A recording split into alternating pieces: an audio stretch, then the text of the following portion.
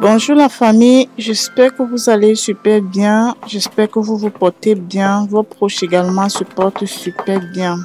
Ça fait des jours que je n'ai pas publié sur cette chaîne parce que j'avais des petits soucis de santé, mais pour le moment, ça va super bien. Alors, bon retour sur ma chaîne. Si vous êtes nouveau, abonnez-vous. Et si vous êtes déjà abonné, likez la vidéo pour m'encourager et surtout pour permettre à YouTube de bien référencer la vidéo.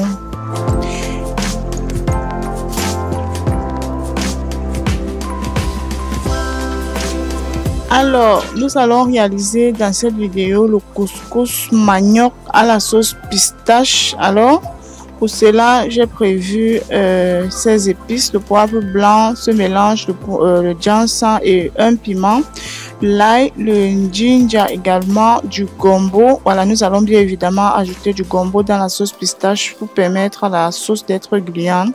Nous allons rajouter 2 bifagas. Voilà, vous pouvez également rajouter de la viande ou autre viande de votre choix, un oignon, du pistache déjà écrasé. Voilà en quelque sorte mes différents ingrédients et condiments avec lesquels je vais réaliser cette recette. Donc la famille, une fois de plus, soyez la bienvenue dans cette vidéo. D'accord, likez surtout la vidéo les amis pour permettre à YouTube de bien référencer notre vidéo. Laissez également des commentaires. Vous pouvez également critiquer la vidéo pour me permettre de m'améliorer s'il y a des erreurs. Donc j'ai commencé cette cuisine par éplucher très rapidement le ginger ou le gingembre, voilà, et l'ail également, que je vais, les amis, par la suite laver à très grande eau. Voilà.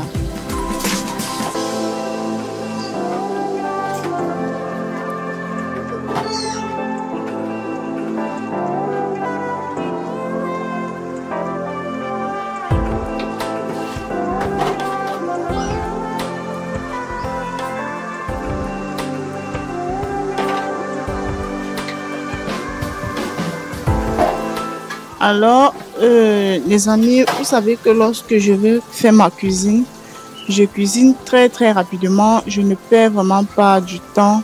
Donc, je vais par la suite apprêter le gombo, apprêter les condiments, apprêter tous les condiments avec lesquels je vais réaliser cette recette avant toute chose. Voilà, surtout pour libérer le plan de travail et pour que vraiment je puisse vraiment avoir accès à d'autres choses très facilement.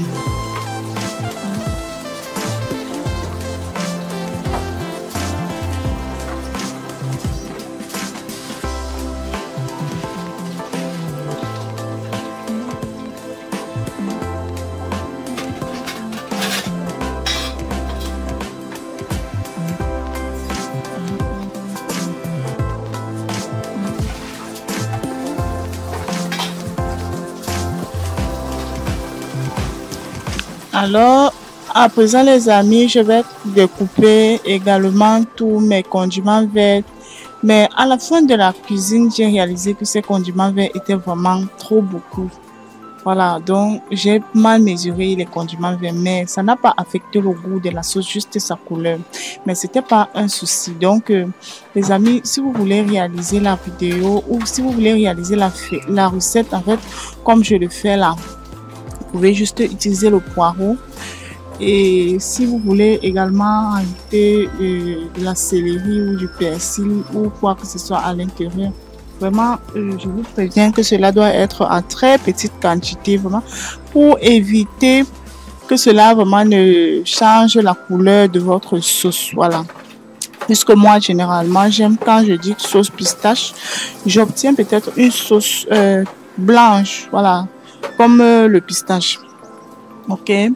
Je vais alors découper tous les ingrédients, la tomate, je vais hacher la tomate, bien évidemment, voilà, je vais hacher la tomate, écraser oignons, épices, vous pouvez rajouter les épices de votre choix, le gingembre, l'ail et le piment, tous ces différents épices là, je vais les mixer, voilà.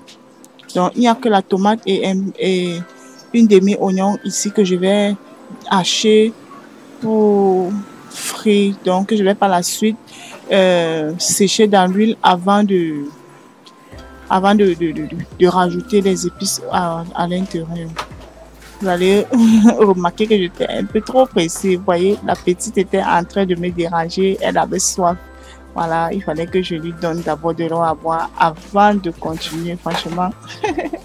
Ah, les amis, vraiment, likez la vidéo, likez la vidéo, vraiment, les amis, pour permettre à YouTube de mieux référencer notre vidéo et que je puisse très rapidement vous revenir avec de nouvelles belles recettes. Donc, j'ai par la suite continué par nettoyer mon poisson fumé, voilà, le bifaga. Vous pouvez également ajouter la morue fumée, les capes fumées, le maquereau fumé ou même le maquereau frais. Donc, cela dépend de vous.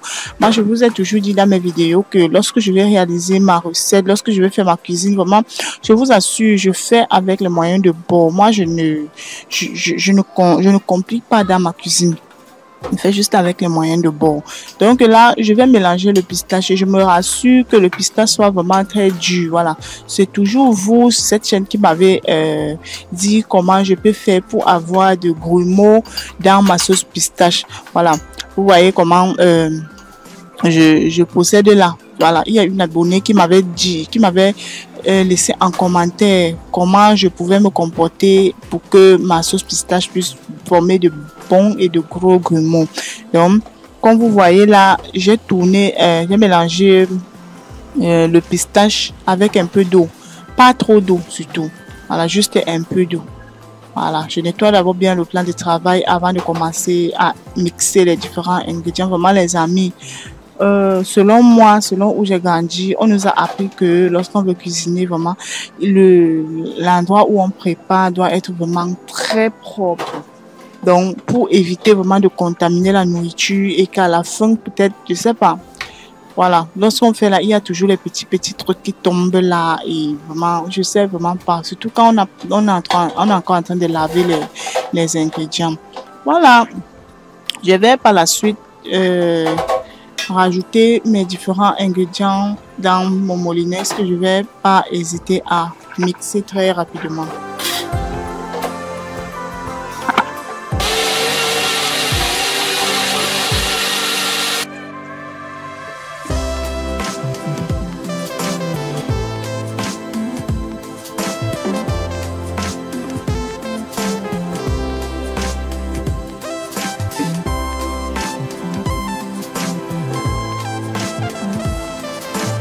Voilà, les amis, vous allez remarquer là, un peu plus derrière là, que j'avais un peu trop écrasé le gombo.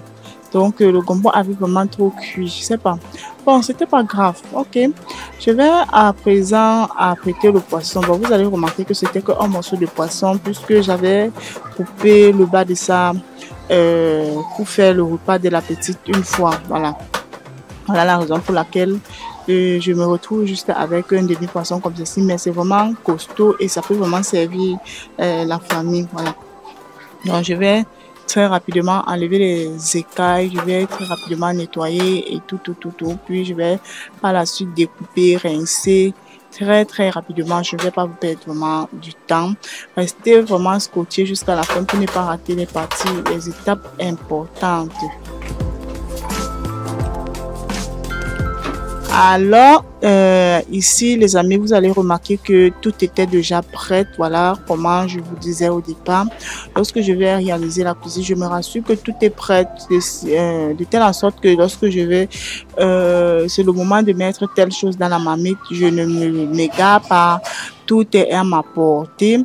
Donc, je prends juste et puis je mets à l'intérieur de la marmite. Voilà. Et puis les amis, nous allons par la suite, sans perdre de temps, commencer la friture du poisson très rapidement. Donc après avoir bien laissé lui chauffer pendant une bonne durée, je rajoute à l'intérieur le poisson. Voilà.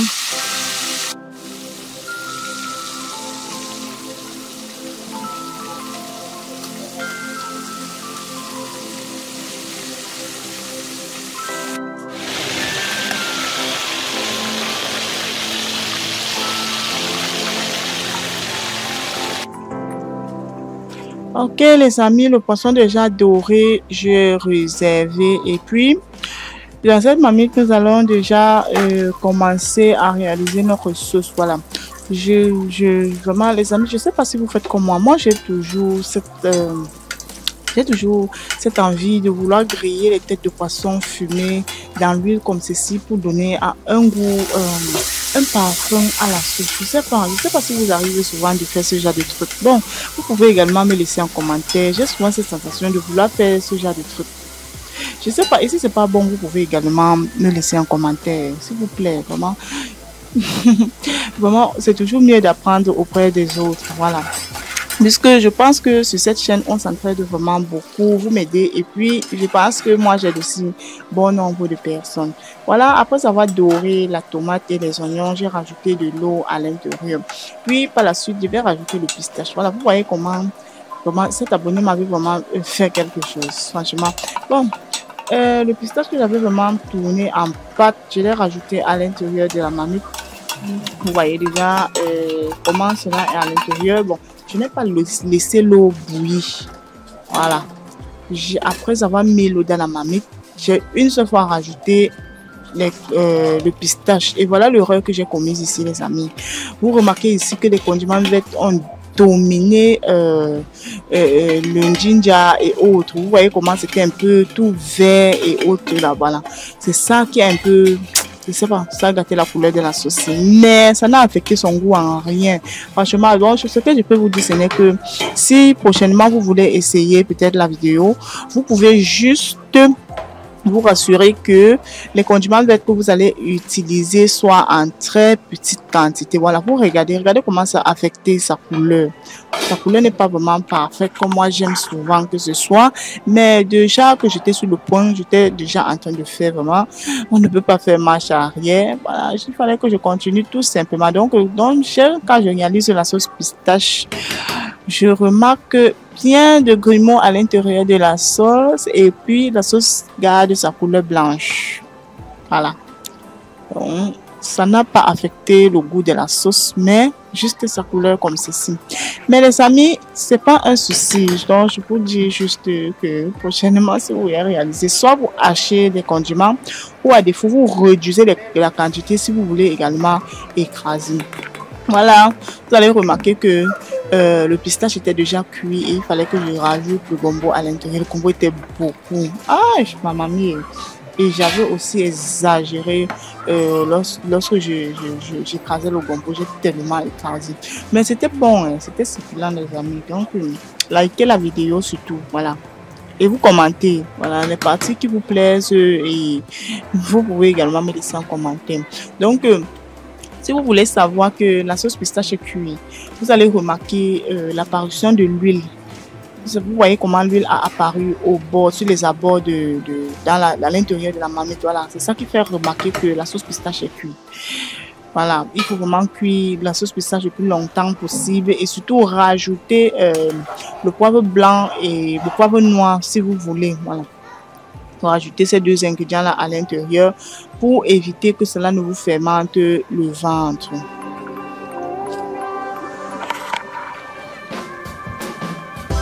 Là, tout ce temps, c'est le temps de laisser le gombo de cuire vraiment, de vraiment bien cuit. Voilà. Là, les amis, vous remarquez que le gombo a déjà bien changé, ça déjà cuit. Ça, c'est le temps de vérifier l'assaisonnement, de rectifier également. Ah.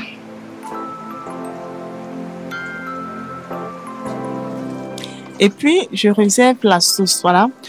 De ce côté, j'avais déjà placé l'eau sur le feu. J'ai laissé bouillir, vraiment porter à ébullition. Je vais rajouter du sel à l'intérieur. Je crois que dans mes recettes précédentes, je vous ai déjà dit pourquoi est-ce que je rajoute du sel à l'intérieur du couscous manioc.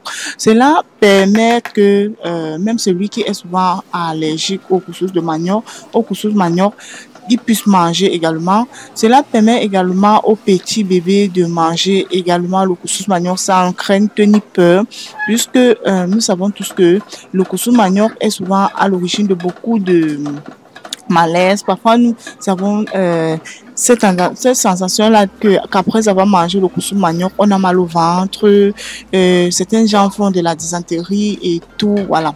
Donc, lorsque vous rajoutez du sel à l'intérieur de votre couscous manioc comme ceci, vous n'avez plus aucun problème, même si le sel là se ressent, puisqu'il y a une de mes abonnés qui est venue une fois me poser la question de savoir si le sel ne se ressent pas. Même si le sel se ressent, il n'y a pas de problème. Il n'y a pas de problème, ça relève juste le goût de la nourriture, parce que je peux pas quand même me dire que lorsque tu veux préparer peut-être la sauce qui va accompagner peut-être le couscous manioc, tu ne rajoutes pas du sel, tu rajoutes du sel dans la sauce, donc en mettant du sel dans le couscous manioc, c'est pas un souci. Voilà les amis, vous allez constater que c'était vraiment tellement dur quand je tournais sur la plaque au point où j'ai déposé au sol pour que ça puisse vraiment être un peu facile comme ceci. Voilà, je vais tourner très bien et puis je pose encore sur le feu. Je rajoute encore environ 1,5 litre d'eau à l'intérieur. Je vais sortir le pilon également. Puis je vais séparer le couscous manioc de telle en sorte que ça puisse bien bouillir dans tous les sens, de tous les côtés. Voilà. Et puis je place le couvercle au-dessus, je laisse cuire. Les amis, je vous assure, quand vous préparez le couscous manioc comme ceci, vous mangez le couscous manioc sans crainte ni peur. Donc, vous mangez le couscous manioc comme ça, vous sentez le vrai goût du couscous manioc qu'on connaît là. Voilà. Pas le couscous manioc qu'on pose au feu 2 minutes, c'est déjà prêt là. Non, oh, non, c'est pas prêt. Mais si vous voulez faire votre couscous manioc dur, avec cette méthode, vous pouvez le faire. Vous voulez faire mou, avec cette méthode, vous pouvez également le faire. Mais quand vous mangez de cette façon, franchement, vous n'aurez jamais de soucis venant du couscous manioc. Voilà. Là, voilà ce que ça donne. C'était déjà bien bouillant. Ça brûlait même déjà au fond. Il fallait alors malaxer très très rapidement. Voilà. Je vais malaxer jusqu'à ce que ça va devenir bien homogène. Vous pouvez mettre l'eau même 2 fois ou une seule fois. Si vous avez laissé bien bouillir, comme le cas ici chez moi, c'était déjà en train de brûler au feu. Donc, je vais bien mélanger comme ceci. Et puis, je vais chercher à emballer, à descendre et emballer. Voilà.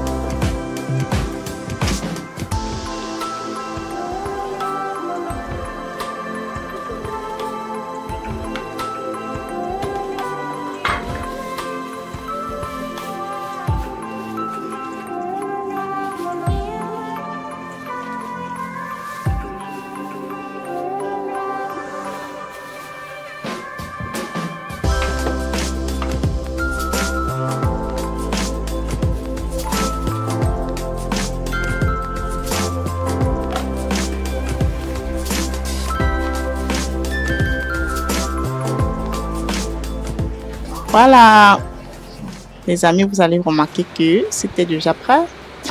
Voilà le résultat de notre sauce. Voilà ce que ça a donné. C'était bon, c'était vraiment bon. Le goût était vraiment très parfait. Voilà. Les amis, si vous avez aimé la vidéo, laissez-moi des pouces like. Voilà. Commentez également la vidéo vraiment pour m'encourager les amis, pour que je puisse vous revenir très très rapidement avec de nouvelles recettes.